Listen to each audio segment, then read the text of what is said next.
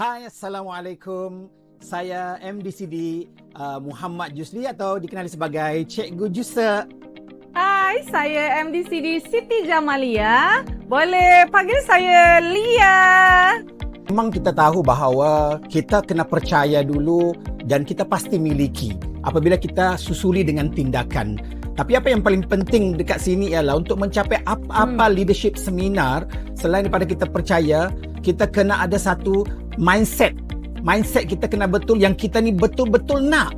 Orang yang betul-betul nak, dia tak fikir dah apa cabaran, janji dia nak. Aku nak pergi ke Dream Cruise, aku nak pergi ke Vietnam seumpamanya. Aku tak boleh.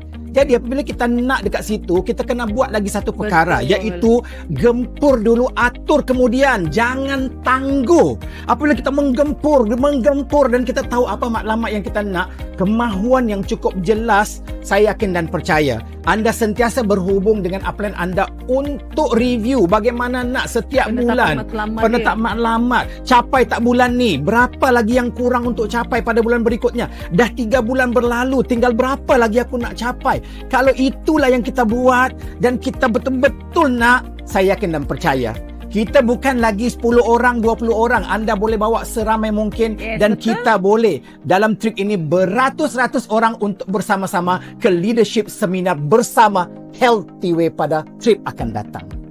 So maksudnya MDCD dia kena ada perasaan urgency lah. Urgent. Betul. Jadi sebab dia, bila kita target, kita kena ada tempo fighting tu kan. Dia kena ada tempo masa bila kita nak capai. Betul. So kita kena fokus kepada bila dia punya period tu. Jadi kita jangan lalai, kita jangan leka. So kita kena selesaikan apa perkara yang boleh mengganggu perjalanan kita kan. So itu adalah yang kita dapat kongsikan lah berkenaan dengan bagaimana kita boleh mencapai ke cruise ni.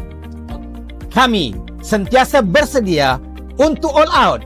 Anda pula bagaimana?